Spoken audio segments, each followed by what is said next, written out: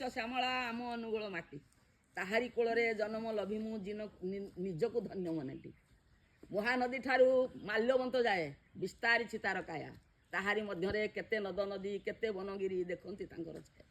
ଅନୁବଳବନ୍ତ ନାମେ ଥିଲେ ରାଜା ଲୋକେ ପ୍ରକଟ କରନ୍ତି ତାଙ୍କରି ନାମରେ ଆମ ଅନୁଗୁଳ ଆଜି ନାମିତ ହୋଇଛି।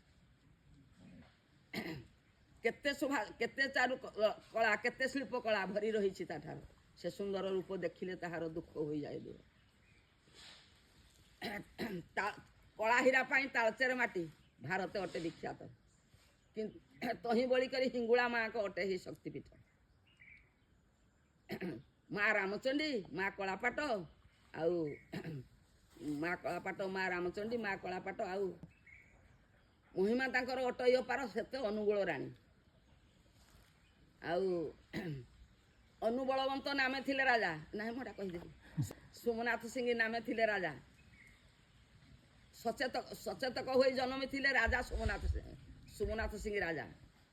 ସ୍ୱାଧୀନତା ପାଇଁ ଲଢ଼େଇ କରି ଇଂରେଜ ସାଥିରେ ଲଢ଼େଇ କରିନା ସେ ଉଡ଼ାଇଲେ ଧ୍ୱଜା ତ ତାହାରି କୋଳରେ ଜନ୍ମିଥିଲେ ବୀର ପବିତ୍ର ମୋହନ ଦେଶ ପାଇଁ କେତେ ଲଢ଼େଇ କରିନ ଶେଷ ଆଣିଲେ ସ୍ୱାଧୀନ।